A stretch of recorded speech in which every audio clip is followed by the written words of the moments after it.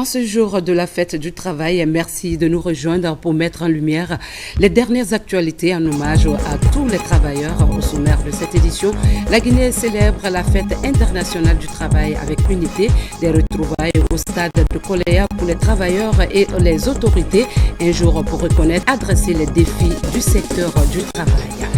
La Guinée brille à New York, participation remarquée à la 57e conférence internationale sur la population et le développement. La délégation dirigée par la ministre Charlotte Daffé fait entendre sa voix à l'ONU, les ambitions et défis de la Guinée pour transformer les conditions de vie de sa population. Conakry prête à rayonner, week-end africain du droit minier et de l'énergie en approche, une deuxième édition qui s'annonce prometteuse. Les organisateurs mobilisés pour mettre en lumière les ressources minières et énergétiques du pays. Mesdames et messieurs, bonsoir et bienvenue dans ce journal qu'on ouvre par une série de décrets. Décret D 2024-0096 PRG CNRD SGG portant création de l'école de l'air. Le président de la République vu la charte de la transition directe. Chapitre 1. Disposition générale. Article 1. Il est créé de l'armée de l'air une école de formation du personnel dénommée École de l'air qui relève de l'état-major général des armées ENGA. Article 2. Placé sous l'autorité directe du chef d'état-major de l'armée de l'air, l'école de l'air est située à la base aérienne principale de Conakry. Elle peut être transférée en tout autre lieu du territoire national en raison de nécessité de service ou lorsque les circonstances l'exigent. Article 3. L'école de l'air a pour mission de former le personnel de l'armée de l'air dans les domaines de l'enseignement militaire et aéronautique suivants. La formation initiale, la formation de spécialité, la formation continue, les stages de perfectionnement. Chapitre 2. Disposition finale. Article 4. L'école de l'air bénéficie d'une allocation budgétaire annuelle imputable au budget du ministère de la Défense nationale. Article 5. Un arrêté du ministre en charge de la Défense nationale fixe l'organisation et les modalités de fonctionnement de l'école de l'air. Article 6. Le présent décret qui prend effet à compter de sa date de signature sera enregistré et publié au journal officiel de la République à Conakry le 1er mai 2024, signé Général de corps d'armée Mamadi Doumbouya. Décret D 2024-0097 PRG CNRD SGG portant création de l'usine militaire de confection. Le président de la République a vu la charte de la transition décrète. Chapitre 1. Disposition générale. Article 1er. Il est créé sous la tutelle du ministère de la Défense nationale un établissement public à caractère industriel et commercial EPIC dénommé Usine militaire de confection UMC. Article 2. Placé sous l'autorité directe du chef d'état-major général des armées, le siège de l'usine militaire est à Conakry. Elle peut être transférée en tout autre lieu du territoire national en raison des nécessités de service ou lorsque les circonstances l'exigent. Article 3. L'usine militaire a pour mission de mettre en œuvre la politique du gouvernement dans le domaine de la confection des uniformes, chaussures et accessoires civilo-militaires. Chapitre 2. Disposition finale. Article 4. L'usine militaire de confection bénéficie d'une allocation budgétaire annuelle imputable au budget du ministère de la Défense nationale. Article 5. Un arrêté du ministre en charge de la Défense nationale fixe l'organisation et les modalités de fonctionnement de l'usine militaire de confection. Article 6. Le présent décret qui prend effet à compter de sa date de signature sera enregistré et publié au journal officiel de la République. Conakry le 1er mai 2024, signé Général de corps d'armée Mamadi Doumbouya. Décret D 2024-0098 PRG CNRD SGG fixant mission, organisation, attribution et fonctionnement de l'état-major de l'armée de terre. Le président de la République, vu la charte de la transition décrète. Chapitre 1. Mission. L'état-major de l'armée de terre a pour mission d'assurer la protection des frontières terrestres, de participer à la protection des populations, des intérêts fondamentaux du pays, de concourir au développement socio-économique, de pourvoir au respect des alliances, traités et accords internationaux et contribuer aux opérations de maintien de paix et de la sécurité internationale. À cet effet, il est particulièrement chargé de préparer les forces terrestres aux engagements opérationnels, gérer l'ensemble du personnel relevant de l'armée de terre, maintenir la capacité de mise en œuvre du contrat opérationnel de l'armée de terre, assurer la formation de l'entraînement interarmé des forces terrestres, assurer le maintien en condition opérationnelle du matériel de l'armée de terre, élaborer et exécuter les budgets de l'armée de terre. Chapitre 2. Organisation et attribution. L'état-major de l'armée de terre est organisé comme suit. Un chef d'état-major, un chef d'état-major adjoint, un secrétariat général, des divisions, des services rattachés, des structures déconcentrées. Chapitre 3. Fonctionnement. Dans le cadre de leur mission, les divisions et les bureaux doivent chercher la collaboration entre eux en menant ou en concourant aux travaux de l'état-major.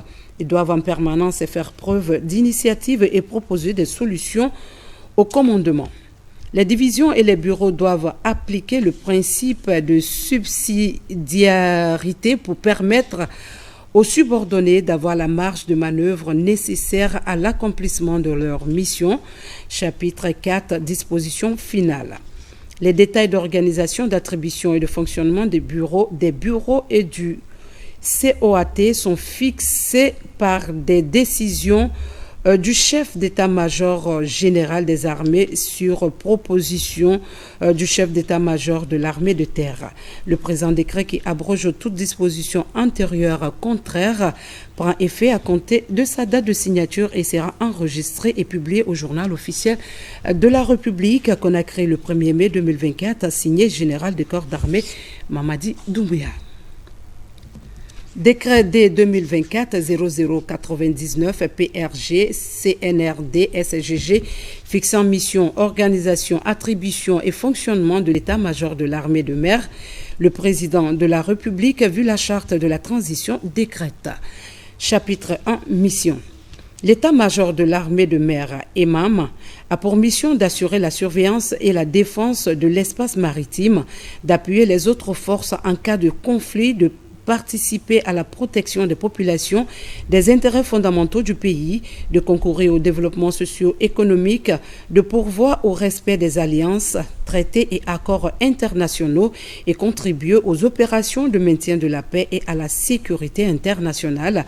À cet effet, il est particulièrement chargé de préparer les forces maritimes aux engagements opérationnels, gérer l'ensemble du personnel relevant de l'armée de mer, maintenir la capacité de mise en œuvre du contrat opérationnel de l'armée de mer, assurer la formation et l'entraînement des forces maritimes, assurer le maintien en condition opérationnelle du matériel de l'armée de mer, élaborer et exécuter les budgets de l'armée de mer, faire respecter les conventions et règlements afférents aux différentes activités exerçant dans la zone économique exclusive, participer à la planification et à la conduite des opérations de secours et de sauvetage en cas de catastrophe, de danger en mer et sur le littoral, participer à la lutte contre la pêche illicite, le trafic de drogue et de personnes, la contrebande, le coulage pétrolier, la pollution de l'écosystème marin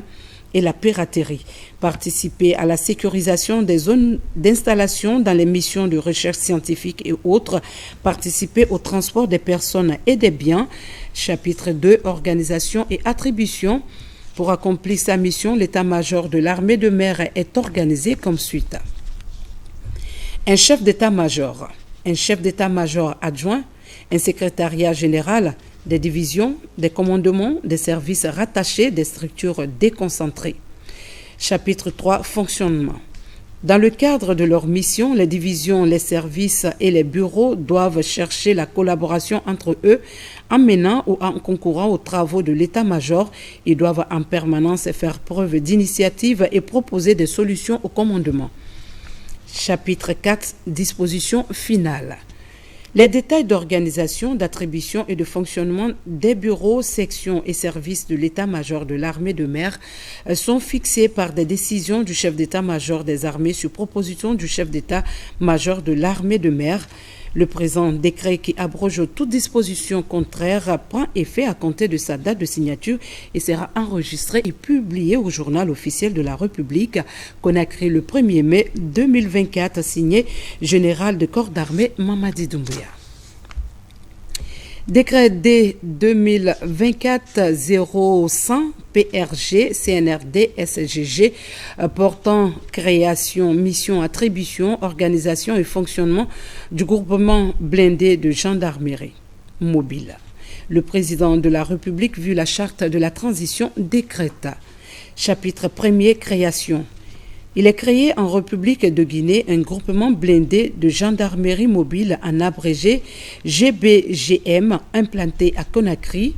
Chapitre 2, mission. Le groupement blindé de gendarmerie mobile GBGM est une unité chargée de assurer sur toute l'étendue du territoire national le maintien et le rétablissement de l'ordre, participer à la lutte contre le terrorisme, le grand banditisme et la protection des sites sensibles, appuyer ou soutenir les unités de maintien de l'ordre et d'intervention de la gendarmerie nationale dans les situations dégradées, apporter son appui au soutien aux unités de gendarmerie à l'occasion d'accidents industriels ou technologiques, d'opérations de police judiciaire, d'escorte en milieu dégradé, d'événements calamiteux, etc. Participer à la défense opérationnelle du territoire, participer aux opérations extérieures au sein des dispositifs nationaux ou multinationaux auxquels la Guinée participe. Chapitre 3, organisation et attribution. Le GBGM est structuré comme suit.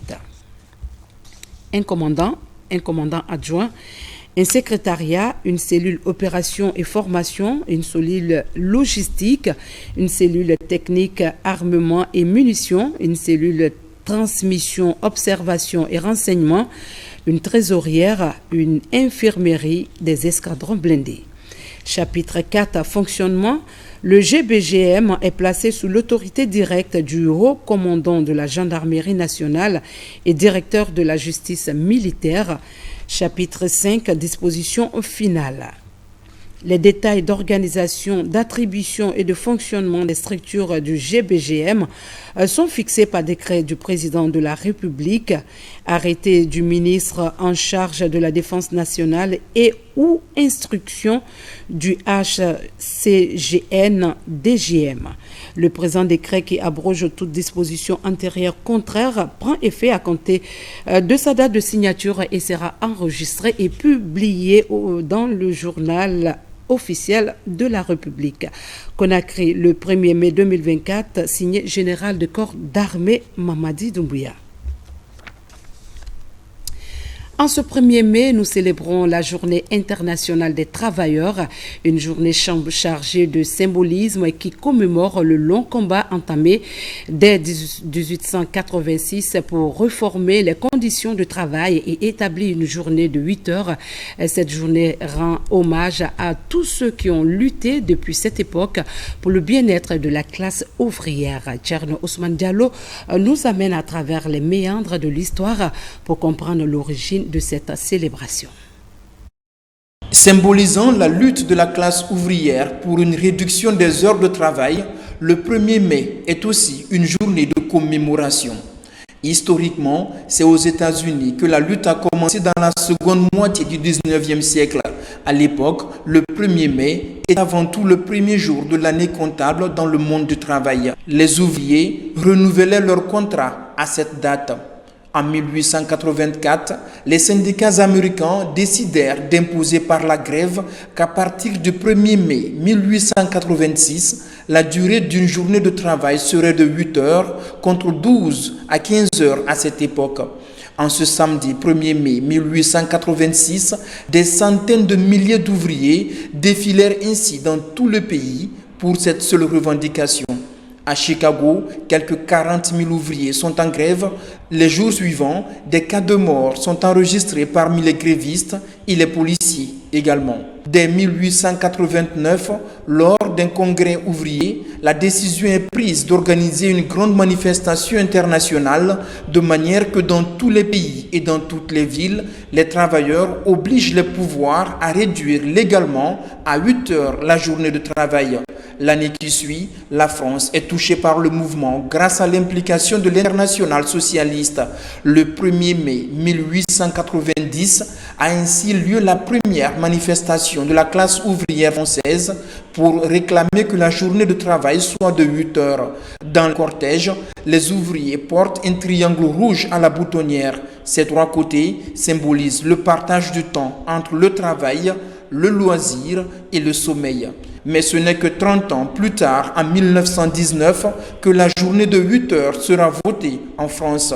Avec l'évolution, le 1er mai est devenu partout à travers le monde l'occasion pour les travailleurs de se réunir et exprimer différentes requêtes tout en ayant une pensée pour les ouvriers qui ont perdu leur vie dans le combat pour la reconnaissance des droits de la classe ouvrière depuis 1886 à Chicago. La Guinée, comme d'autres nations autour du globe, a marqué ce mercredi 1er mai la fête internationale du travail. C'était un moment pour aborder les questions pressantes du secteur du travail. Cette année, le pays a mis en lumière le thème « L'amélioration des conditions de travail en période de transition ». Le stade de Koléa a servi de point de rassemblement pour diverses organisations socioprofessionnelles, le mouvement syndical et les autorités. Bakary Bamba Kondé. Le 1er mai de chaque année est dédié à la journée internationale des droits des travailleurs à travers le monde. En Guinée, le thème retenu cette année est l'amélioration des relations de travail en période de transition. Ce mercredi, c'est le stade de Koléa qui a accueilli les représentants des différentes organisations professionnelles, le mouvement syndical et les autorités. Un moment solennel pour la classe ouvrière pour interpeller les décideurs sur les conditions de vie des travailleurs.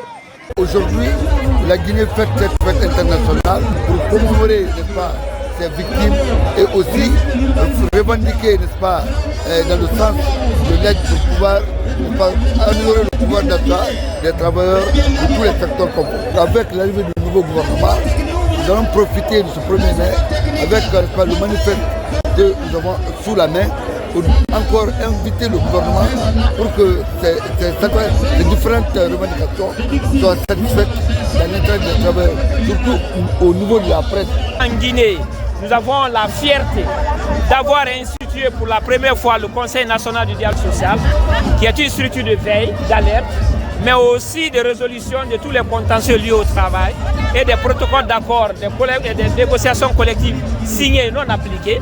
Et je pense que vous avez remarqué pendant 2 ans, en 2022, en avril 2022, on a eu un protocole d'accord avec le gouvernement et aussi le 15 novembre 2023, un autre protocole d'accord. Et actuellement, nous travaillons sur le dossier des enseignants contractuels et avec l'implication bien entendu du Conseil national du dialogue social et de la commission tripartite pour essayer de résoudre tous ces problèmes. Au nom du gouvernement guinéen, c'est le ministre du Travail et de la fonction publique qui a porté la voix du Premier ministre. Faya François Bourouno est revenu sur les efforts visant à pacifier les relations de travail à travers l'instauration d'un dialogue permanent avec les partenaires sociaux. Le ministre Bourouno a également promis de prendre en compte le cas de doléances présenté. Au nom du président de la République et au nom du Premier ministre chef du gouvernement, pour souhaiter bonne fête de travail à toutes les travailleuses et à tous les travailleurs de Guinée. Je rends hommage au mouvement syndical de Guinée et je rends encore hommage aux travailleuses et aux travailleurs de Guinée. Comme vous le savez, depuis le 5 septembre, le gouvernement a fait beaucoup d'efforts pour valoriser les conditions de travail et les conditions de vie des travailleurs de Guinée, tant dans le secteur public que dans le secteur privé. Pour une première fois, la valeur indiciaire a connu une augmentation significative. Pour une première fois, on a harmonisé la grille entre le secteur privé et le secteur public, comme vous le savez, en termes de couverture sociale. Aujourd'hui, autant il y a des prélèvements dans le secteur privé, autant il y a le prélèvement aussi dans le secteur public. Ceci pour prendre en compte de meilleures conditions de prise en charge des retraités, mais également de prise en charge médicale pour les travailleurs du secteur public, du secteur mixte, mais également du secteur privé. Et le président conformément à la vision de refondation, s'est engagé et a mis des actions pour améliorer les conditions de travail des travailleuses et des travailleurs de Guinée. Placée sous le signe du dialogue et de la protection sociale, la cérémonie s'est déroulée dans un climat de joie. Après la présentation des doléances du mouvement syndical, les organisations professionnelles ont défilé devant un parterre d'invités. Des travailleurs migrants au cœur de la fête, ils ont profité pour partager leur expérience et défis en matière d'emploi. Cette participation reflète l'engagement continu du réseau syndical Migration Guinée à défendre leurs droits. Mariam Kamara nous offre un éclairage sur la reconnaissance de leurs droits.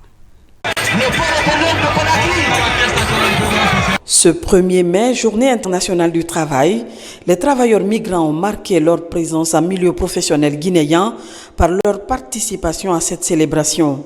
Ici, ils viennent rejoindre le réseau syndical Migration pour commémorer cette date historique et espérer se faire entendre sur leurs conditions de travail. I come to the country January of this year. I worked before at Golobele. J'ai travaillé ici dans une société de glace, mais on les a dit d'arrêter complètement le travail. Il n'était pas le seul, il est avec les autres. Quand il a entendu le nom du réseau, il était très content parce qu'il pense maintenant on peut l'aider. Parce qu'il est là, il ne fait rien, il pensait même rentrer chez lui. Mais depuis lors, comme il a entendu, il attend l'aide pour qu'il y ait du travail. I just want them to assist me. L'occasion est saisie par le réseau syndical Migration Guinée pour mettre en lumière les défis du moment liés à la migration, mais aussi à l'insertion professionnelle. Chez nous, c'est-à-dire les travailleurs migrants ne sont pas différents des travailleurs guinéens. Nous, syndicats, le travailleur, c'est un travailleur. Je dis aux migrants, s'ils ont des petits problèmes ou s'ils veulent se renseigner exactement sur leur sort en Guinée, ils n'ont qu'à contacter le réseau. Le réseau syndical Migration Guinée se veut être un repère pour toute personne étrangère en Guinée et faciliter leur intégration, surtout en milieu professionnel. Comme leurs homologues d'autres secteurs professionnels, les employés de la pharmacie centrale de Guinée ont également magnifié la fête internationale du travail. Ils ont participé en grand nombre aux célébrations qui se sont tenues au stade de la mission à Kaloum. Lors de cet événement, ils ont exprimé leur reconnaissance pour les améliorations apportées à leurs conditions de travail. Le compte-rendu est signé par Adjatou Bari. Aux couleurs du médicament, les travailleurs de la pharmacie centrale de Guinée sont au rendez-vous de la célébration de la fête internationale du travail. Une célébration sur fond de satisfaction due au progrès réalisé en faveur de l'amélioration des conditions de travail au sein de la pharmacie centrale de Guinée. Le 1er mai est une occasion pour nous de célébrer un peu les efforts de nos collègues. Vous savez, la pharmacie centrale de Guinée est la centrale d'achat nationale des médicaments essentiels et génériques de la Guinée. Ce qui veut dire que nous menons un travail opérationnel et gigantesque. Voilà, ce n'est pas évident de travailler dans ce genre de conditions 7 jours sur 7 et tous les jours parce que nous sommes opérationnels. Nous travaillons pour couvrir l'ensemble du territoire national. Pour nous, en tout cas, c'est une célébration, c'est une journée qui permet vraiment à tous les travailleurs de se sentir à l'aise, de se célébrer pour les 364 jours que nous menons pour travailler pour notre pays. Aujourd'hui, la pharmacie centrale est au cœur de la refondation du système sanitaire à travers la disponibilité des produits de santé. La centrale pharmaceutique publique a affiché un taux de 95% de couverture en médicaments des structures sanitaires du pays. Pour accroître ce chiffre, des plaidoyers sont formulés par les travailleurs.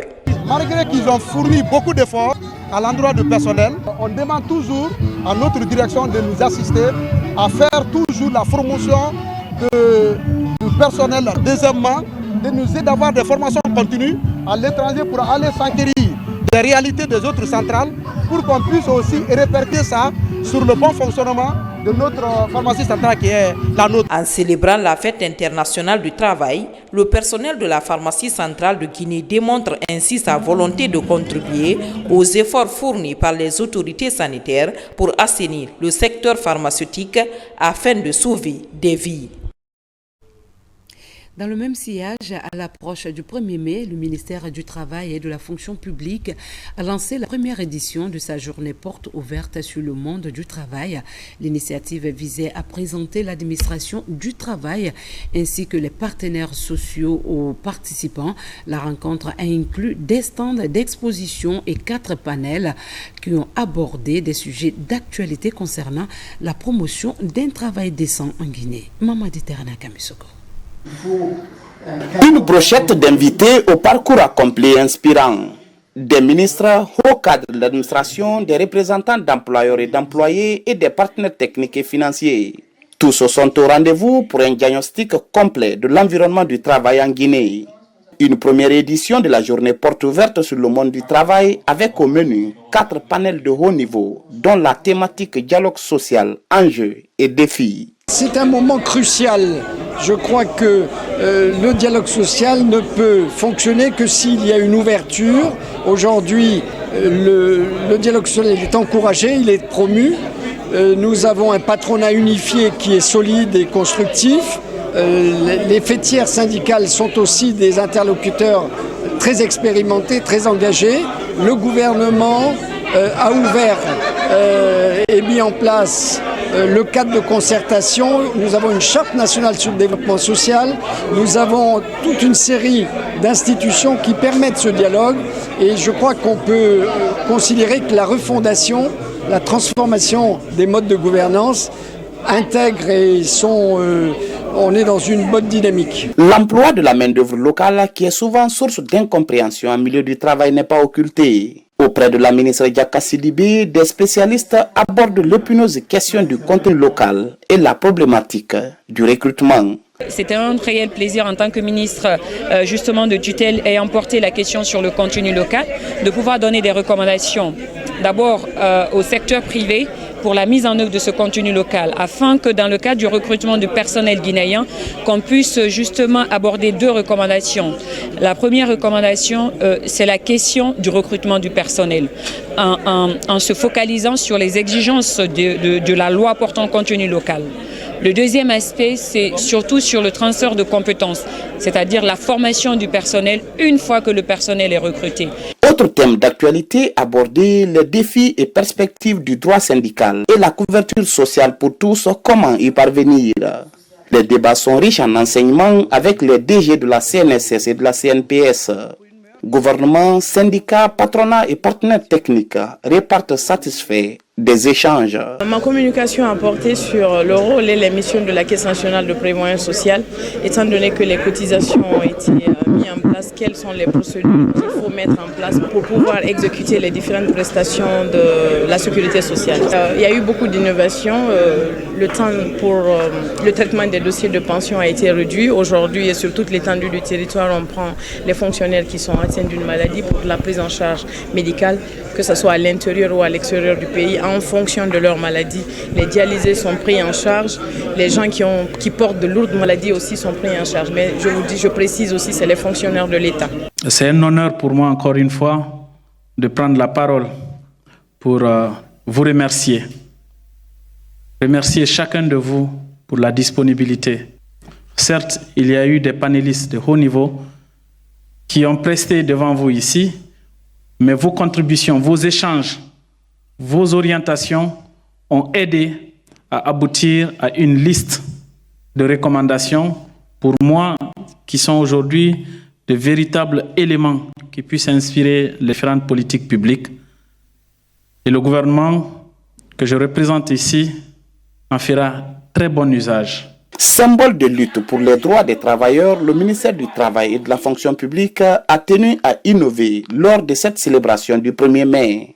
Outre la remise de satisfecit à certains acteurs du monde du travail qui se sont illustrés, la visite des stands d'exposition a permis aux nombreux visiteurs de mieux connaître l'administration du travail et ses partenaires sociaux. Unification syndicale, on y va avec les représentants syndicaux des entreprises minières. L'Union générale des travailleurs de Guinée rassemble les délégués pour valider des documents juridiques. Une étape vers la création d'une nouvelle fédération industrielle. L'élection d'un bureau exécutif promet un leadership fort pour ce nouveau départ. Abdoulaye Ningilando Diallo. Au-delà de son caractère festif ou de présentation de plaidoyers, la Journée internationale du travail, c'est aussi l'harmonisation des idées et des points de vue des acteurs du monde syndical. Voilà l'idée qui a inspiré l'Union générale des travailleurs de Guinée d'organiser cette séance d'échange. Le but est de mettre en place une fédération des mines, carrières et industries chimiques. L'objectif est de fédérer d'abord les différentes sections de base. Comme vous le savez, c'est les sections de base qui constituent une fédération. Donc c'est de créer au niveau national, de les doter d'un cadre de représentativité sur le plan national. Ça veut dire que l'interlocuteur désormais dans le domaine minier, ce n'est plus le bureau central, mais c'est cette fédération. Le bureau vient seulement en appui. Ces délégués syndicaux sont venus de différentes sociétés minières qui évoluent en Guinée. Tous s'engagent dans cette nouvelle dynamique qui devrait aboutir à la défense des intérêts des travailleurs du secteur minier. Nous sommes très convaincus avec la création de cette fédération. Directement, ça va essayer de résoudre beaucoup de problèmes à notre niveau et au niveau des travailleurs, au niveau aussi des entreprises. C'est pourquoi nous sommes là aujourd'hui pour la validation de ce document juridique au niveau de notre centrale UGTJ. Nous espérons avec la création de cette fédération, ça va changer beaucoup de choses. Mais surtout, nous demandons l'engagement de l'État guinéen et à l'application de l'arrêté 84-2015 qui parle ici des emplois protégés en République de Guinée. Avec la création de cette fédération, ces délégués syndicaux entendent contribuer au renforcement de la vision du mouvement syndical dans l'instauration d'une justice sociale basée sur le respect de toutes les dispositions relatives aux droits des travailleurs. Dans le reste de l'actualité, au Palais de la Colombe, le Premier ministre a rencontré une délégation économique britannique. Les discussions entre les hommes d'affaires et le chef du gouvernement ont porté sur le financement des projets de développement en Guinée. Ousmane Bangoura nous signe ce reportage. Depuis quelques jours, ce groupe d'investisseurs et d'hommes d'affaires britanniques séjourne à Conakry pour explorer les opportunités d'investissement dans le pays. Cette mission économique britannique est introduite chez le Premier ministre, chef de gouvernement, par le ministre du Plan et de la Coopération internationale. La vision de ces hommes d'affaires est claire. Renforcer davantage les liens de partenariat avec la Guinée dans le cadre du financement de certains projets de développement. Le secteur, les représentants de la délégation sont tous les acteurs dans le secteur financier. C'est-à-dire qu'ils sont les gens qui puissent financer les investissements, que ce soit dans le secteur d'infrastructure, le secteur d'énergie, des choses comme ça. C'est transversal. La bannière de l'Agence britannique de crédit à l'exportation est en Guinée pour échanger avec le gouvernement guinéen sur les possibilités de partenariat et de collaboration dans le cadre du financement des projets, de certains projets prioritaires de notre gouvernement. Nous aurons une séance de travail avec le pool financier des membres du gouvernement et après cela nous aurons des entretiens avec les responsables du secteur bancaire guinéen. Le Premier ministre Amadou Ouriba salue la démarche de ce groupe d'investisseurs prêts à venir investir dans la valorisation des potentialités à l'ère de la refondation en Guinée.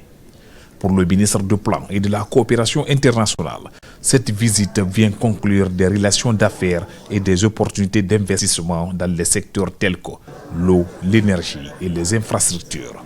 Aujourd'hui, nous avons une trentaine de banques d'assurance qui sont venues pour voir la situation économique de ce pays. Ces banques déjà sont en discussion avec les différentes institutions pour le financement des projets phares. Celui de Coloma, que vous connaissez très bien. Il y a aussi les LISMIC, il y a l'hôpital militaire, il y a les projets d'eau, il y a les projets de lignes de transmission. Les banques qui supportent ce projet sous l'assurance de UKEF.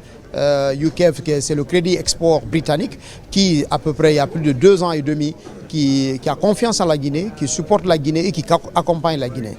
Pour le bien-être des populations guinéennes, ces investisseurs britanniques sont déterminés à accompagner et soutenir la Guinée dans la mise en œuvre d'un partenariat gagnant-gagnant. Hors de nos frontières, à New York, la Guinée participe à la 57e conférence internationale sur la population et le développement, une rencontre qui réaffirme l'engagement mondial à prioriser les enjeux démographiques et développementaux. Pendant l'ouverture, la délégation menée par la ministre de la Promotion féminine, de l'enfance et des personnes vulnérables a abordé à l'ONU les progrès réalisés ainsi que les défis et les perspectives pour améliorer la qualité de vie en Guinée. Envoyé spécial Mohamed Camara depuis New York. Parmi les pays membres de l'ONU, présents à la 57e session de la Commission de la population et de développement, la République de Guinée.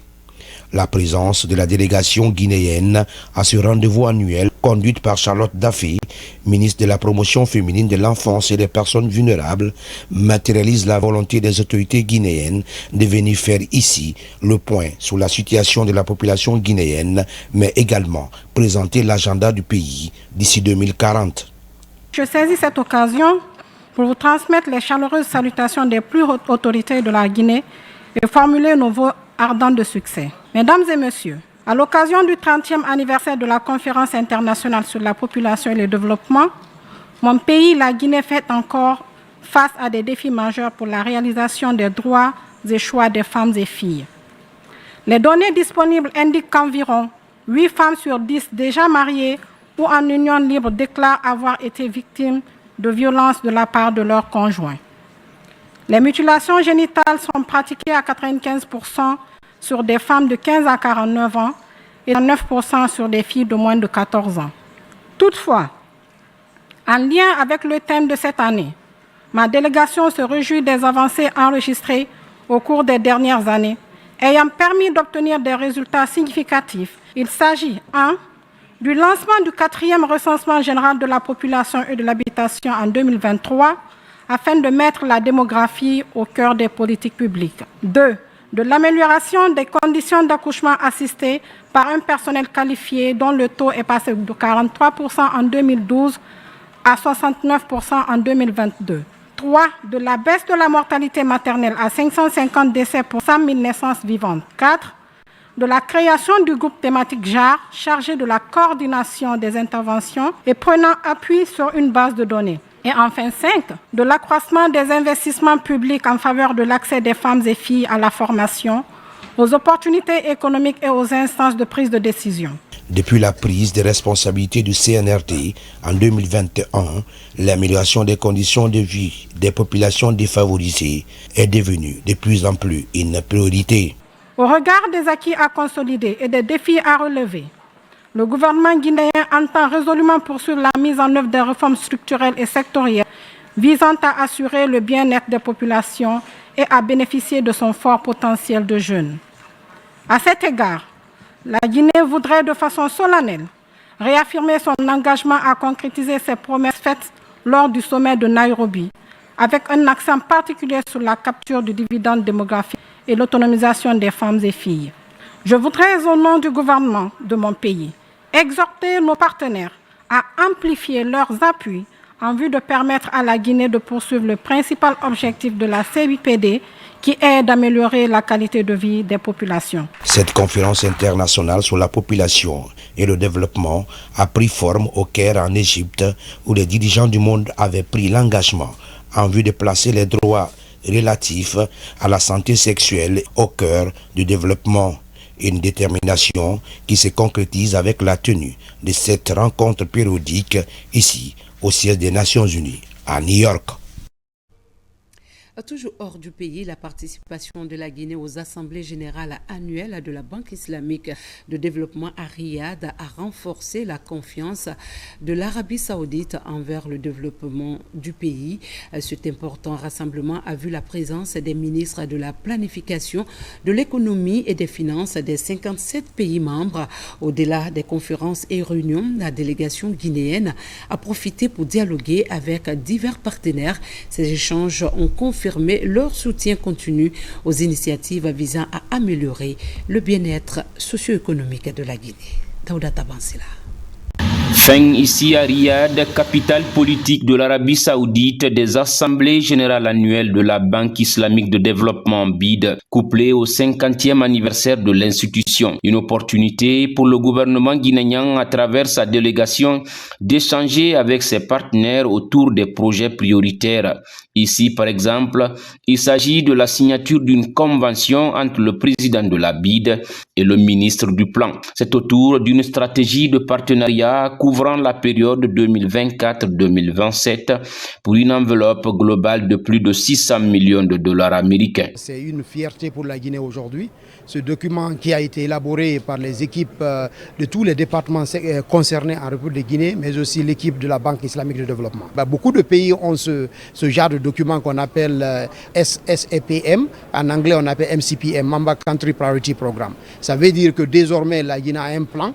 Avec la BID, tous les projets qui ont été déjà énumérés par les départements sectoriels, on a un plan aujourd'hui. C'est aussi remercier le président de la BID, qui d'ailleurs, depuis qu'il est devenu président, supporte la Guinée. Si la Guinée est l'un des rares pays de l'Afrique qui a signé ce document-là cette année.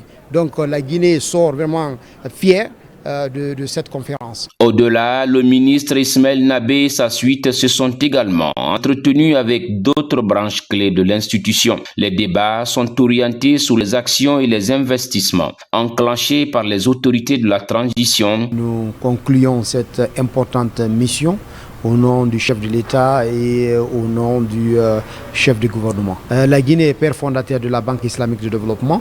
Les premiers 25 pays, la Guinée y était.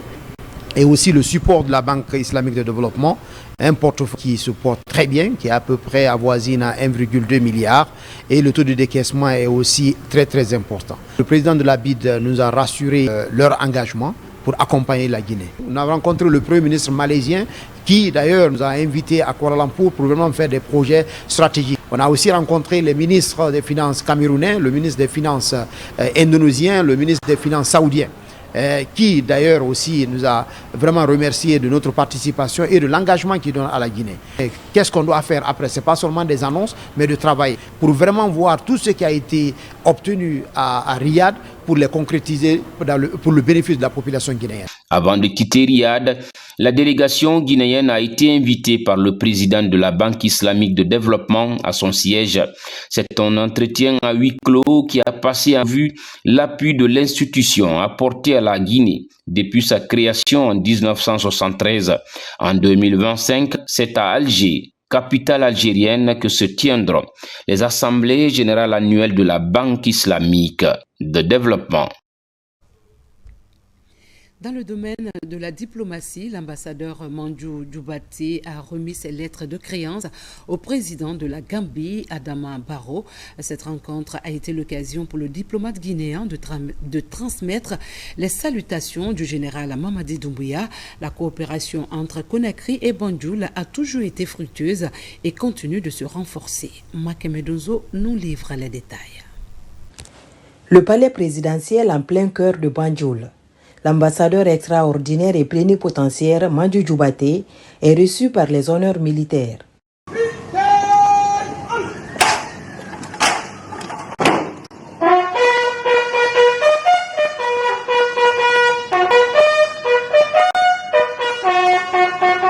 Le diplomate guinéen est ensuite conduit par le ministre gambien des Affaires étrangères auprès de 6 autres ambassadeurs, tous reçus pour présenter leurs documents d'accréditation.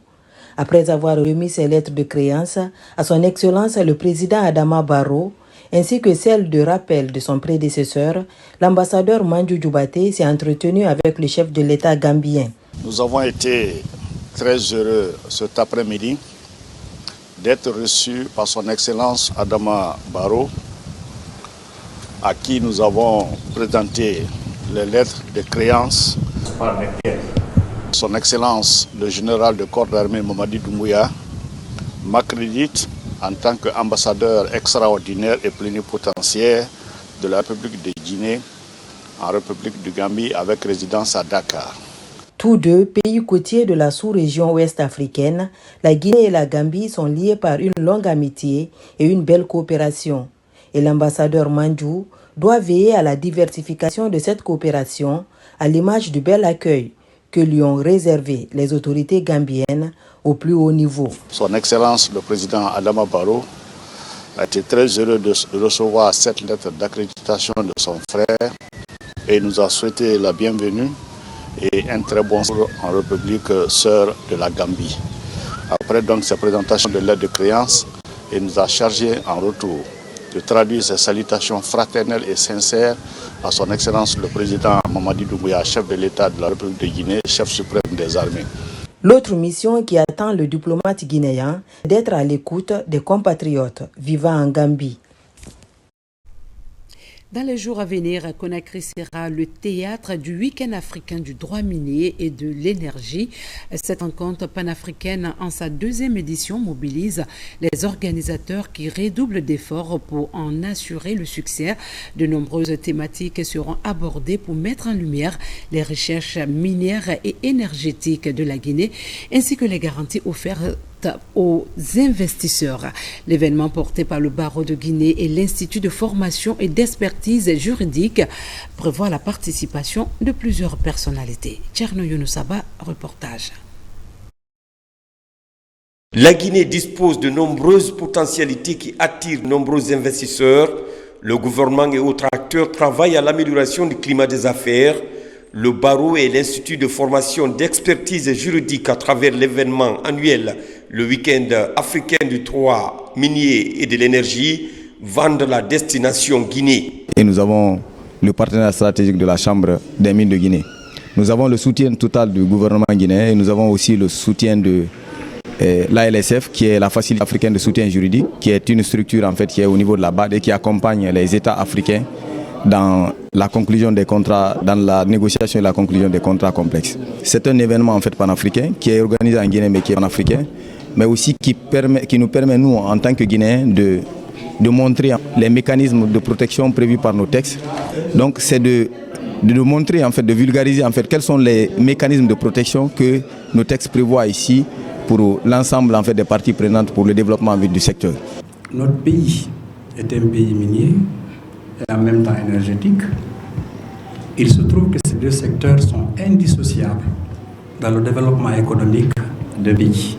Voilà pourquoi cet événement, qui est désormais une tradition, va au-delà de la Guinée et il embarrasse le continent africain parce qu'on parle du droit minier et de l'énergie du continent africain. Les 10, 11 et 12 mai prochains, Conakry va abriter une rencontre sur le droit minier et énergétique, un rendez-vous panafricain qui va réunir plus d'une vingtaine de pays. Des professionnels de justice rompus à la tâche, chefs d'entreprise et décideurs vont animer des panels devant aboutir à la proposition de solutions aux enjeux d'exploitation des mines et énergie. Le droit, il est essentiel, même indispensable à l'activité minière. Nos activités sont construites sur la base des conventions, des accords miniers. Et si nous ne respectons pas les dispositions pertinentes de ces conventions, nous sommes confrontés à un grand risque. C'est pourquoi l'obligation de conformité chez nous est une obligation essentielle. Plusieurs thématiques seront développées comme le financement des projets miniers et énergétiques en Afrique, un sujet qui intéresse les investisseurs et le gouvernement, une manière pour les initiateurs de vulgariser les opportunités que la Guinée offre aux investisseurs, des atouts qui devraient permettre à notre pays de décoller grâce à la bonne pratique dans le domaine. À l'université de Foulaya, le ministère de l'Enseignement supérieur a tenu son conseil élargi de cabinet conjointement à la remise du prix d'excellence de la 8e édition. L'objectif est de travailler à la diffusion des textes réglementaires et à garantir leur mise en œuvre au sein des institutions d'enseignement supérieur. Mounir Bari. La rencontre de concertation est élargie aux recteurs et directeurs généraux à l'université de Kindia. Des questions d'ordre pédagogique ont dominé les échanges entre le ministre, son cabinet, les recteurs et directeurs généraux. Les débats sont en cours, les services centraux exposent les problèmes que l'enseignement supérieur rencontre et on essaie ensemble de trouver des solutions pour que notre institution aille de l'avant. D'autres thématiques intéressantes sont aussi abordées au cours de cette session des cabinets élargis. La session est couplée à la remise du prix de l'excellence aux filles et femmes qui se démarquent dans le secteur. Pour nous, ce conseil de cabinet élargi à Kindia, c'est l'occasion pour nous de d'abord fixer le cap des nouvelles pistes pour le développement de l'enseignement supérieur et de la recherche scientifique, mais surtout aussi apprendre des collègues, écouter, noter pour que l'on puisse ajuster certaines initiatives que nous avons au niveau du département. Pour le prix de l'excellence, femmes sont sous-représentées dans le système d'enseignement supérieur, dans la carrière d'enseignants et chercheurs. Donc nous voulons d'abord encourager celles qui sont déjà ici et pour qu'elles puissent servir de modèle à celles qui sont dehors et qui voudraient avoir cette vocation. Ce prix de l'excellence traduit l'engagement des autorités du département à inscrire la question de la femme au centre des priorités. L'objectif est d'encourager les femmes et les filles à s'intéresser à l'enseignement, la recherche et l'innovation. Cette année, ce prix s'est élargi aussi aux autres domaines de formation, c'est-à-dire les sciences sociales. Vous retiendrez que l'une des missions phares du département en matière de genre et équité, c'est de combattre les inégalités, mais aussi les discriminations. Il y a 15 lauréates. Sont remerciées et félicitées chaleureusement toutes les lauréates de cette année pour leur réalisation exceptionnelle. Puisse leur parcours inspirer des générations futures de femmes à poursuivre leurs rêves et à réaliser leur plein potentiel. Le ministre a profité de cette rencontre pour exhorter l'ensemble des acteurs de l'écosystème universitaire guinéen à plus d'abnégation et d'engagement pour gagner le pari de l'excellence académique. Aux femmes et filles passionnées par l'ingénierie, les mathématiques, le digital, les technologies ou encore l'intelligence artificielle, le ministre promet un accompagnement dynamique. Conakry a accueilli la compétition nationale USUMAS Guinée. Cette compétition vise à renforcer les capacités mentales et linguistiques des enfants de moins de 14 ans selon les objectifs du programme. De nombreux participants ont déjà fait preuve de leur talent et ont été honorés pour leur performance. Alpha Isiagaba. Leur tranche d'âge varie entre 4 et 14 ans. Ces jeunes élèves compétissent en mathématiques dénommés USUMAS Guinée. Les 200 candidats sont venus de plusieurs établissements scolaires de Conakry. Les matières calculées, écrites et écoutes sont les épreuves. L'objectif du programme, c'est de booster le cerveau de l'enfant, le permettre d'être confiant dans ce qu'il fait, de réussir dans tout ce qu'il entreprend, d'être plus précis, plus pointu dans tout ce qu'il fait. La compétition USUMAS Guinée est à sa 4e édition. Elle permet de mettre l'élève en confiance. Tous les champions de ce concours seront récompensés, mais pas seulement.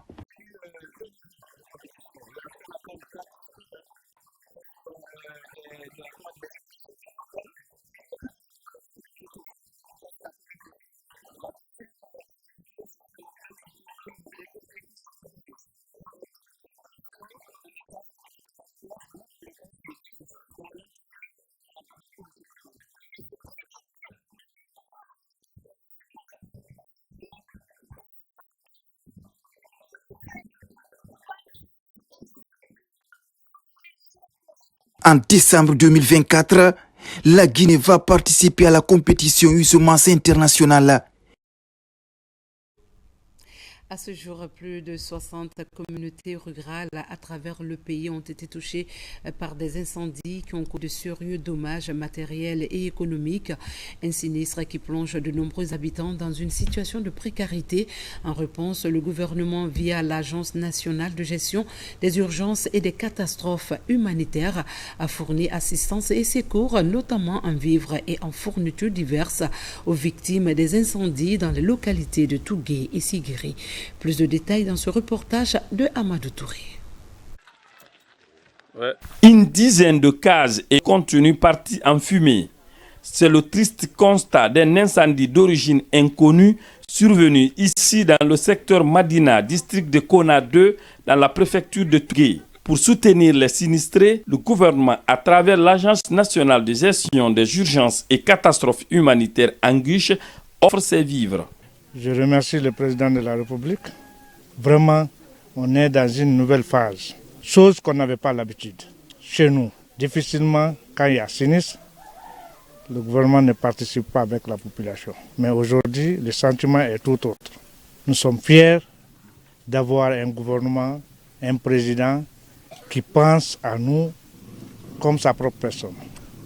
C'est une fierté, malgré le dégât que nous avons. Même constat ici à Kinyeba-Koro, localité de Sigiri, située à l'autre rive du Niger.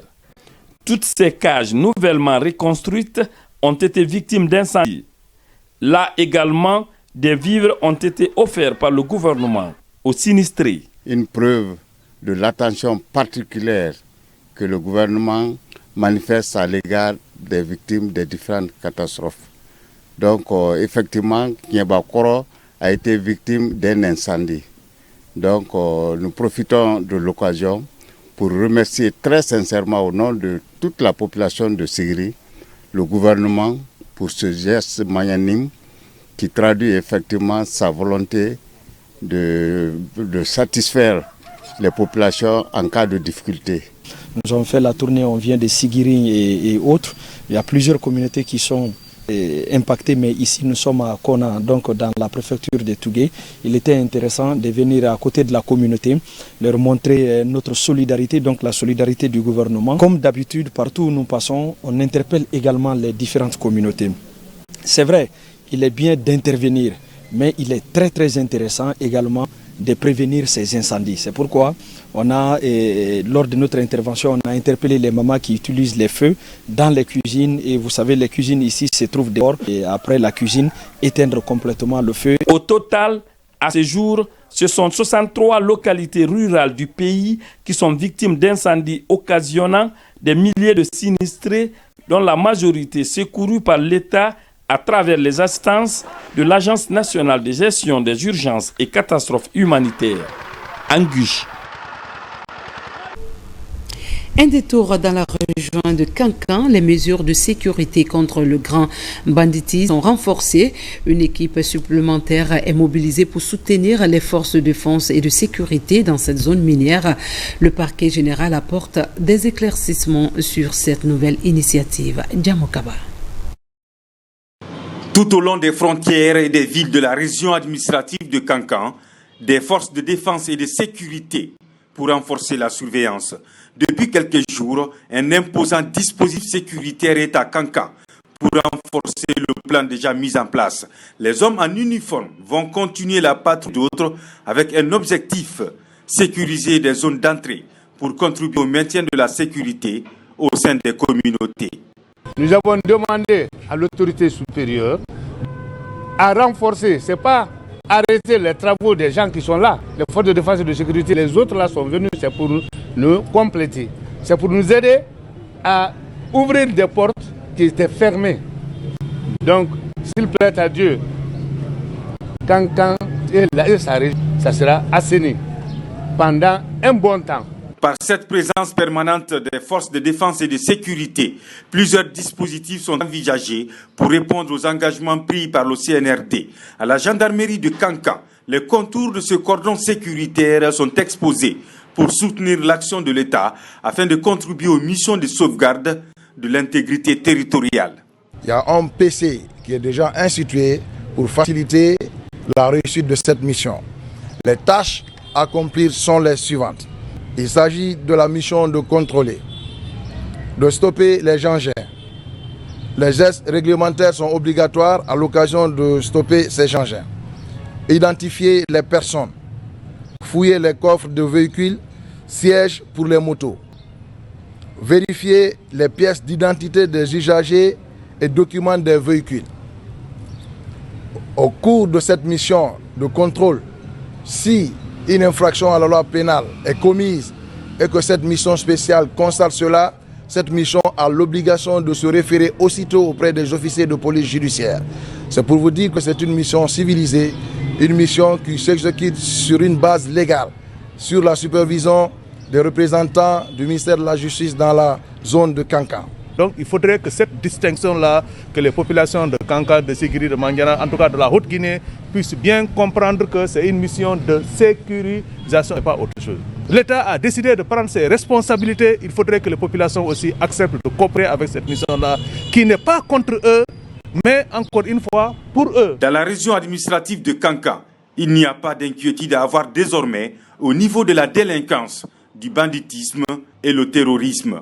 Un message fort de l'autorité compétente pour continuer à maintenir la tranquillité publique. Et pour finir, lors de la 16e édition du Salon du Livre, l'armée guinéenne a marqué sa présence en mettant en avant des œuvres littéraires. Parmi les temps forts, la dédicace du livre « Vivre et servir, parcours d'un soldat au service de la nation » par le général de division Bourema Condé a été un moment clé de la rencontre. Cette cérémonie a rassemblé des figures éminentes du milieu littéraire. Adjudant-chef Omar Kamara est correspondant de la presse militaire. Pour les 72 heures du Salon international du livre à Conakry, l'armée guinéenne participe activement à cet événement annuel du monde culturel. À l'instar des autres stands installés pour la circonstance, celui des forces armées guinéennes figure à travers des expositions de trophées et médailles sportives, des œuvres littéraires. La littérature et le sport est la principale thématique de cette année. Donc nous avons remporté certains trophées. Au niveau de la boxe, au niveau du football, nous sommes champions d'Afrique militaire de football en 2001. Et en 2002, nous l'avons organisé ici à l'Abbé. Nous sommes allés en finale et avons perdu face à l'Égypte. Le président Conté était même au stade ce jour-là. Donc nous avons beaucoup à montrer, pas seulement dans le domaine footballistique, même en athlétisme, où nous avons des champions de Guinée. Au handball, au volleyball, ça fait près de 10 ans que nous sommes champions de Guinée. Quand on est éloigné, on ne sait pas ce que l'armée fait comme effort pour que la promotion du sport soit une réalité au sein de l'armée. Et les résultats, les trophées obtenus à travers le monde, à travers la Guinée, prouvent à suffisance que l'armée n'est pas une société, c'est une société professionnelle. En marge de la 16e édition de 112 heures du livre, l'industrie culturelle s'enracine davantage dans les armées à travers la dédicace de l'œuvre intitulée « Vivre et servir, parcours d'un soldat au service de la nation » a été dédicacée. L'auteur est le général de 2e section, Bourema Condé, ancien ministre de l'administration du territoire. Cette œuvre littéraire de 220 pages retrace la biographie de cet ancien administrateur civil et militaire. La dédicace de ce livre par la maison d'édition L'Harmattan Guinée a mobilisé plusieurs personnalités politiques du pays, hommes de lettres et administrateurs territoriaux. Ce livre retrace les péripéties que j'ai vécues en tant qu'administrateur territorial. Du côté de l'armée, nous sommes inscrits dans la logique de l'armée dans le développement économique de la nation, à travers donc les actions agricoles. Ce livre est une synthèse, par sa densité, par son contenu, il y a toutes les vies dans une vie. Avec ce rendez-vous, Conakry ambitionne d'être capitale africaine du livre. Pendant ces 3 jours, des panels, conférences scientifiques et religieuses ont capté le regard croisé des visiteurs. 2 villes religieuses, Dinguiraï de la Guinée et Bafoussam du Cameroun, étaient au cœur des activités de cette 16e édition des 112 heures du livre. Mesdames et messieurs, vous suivrez juste après ce journal à la rediffusion de la prise de parole à la tribune des Nations Unies du chef de l'État, président de la République, le général Mamadi Doumbouya. C'est ici qu'on s'arrête au compte de cette édition. Merci d'avoir été des nôtres et une profonde reconnaissance à tous ceux qui ont travaillé ce 1er mai, particulièrement aux travailleurs de la RTG, à toutes et à tous, que votre travail soit valorisé et que vous puissiez trouver satisfaction dans vos réalisations. Bonne fête du travail.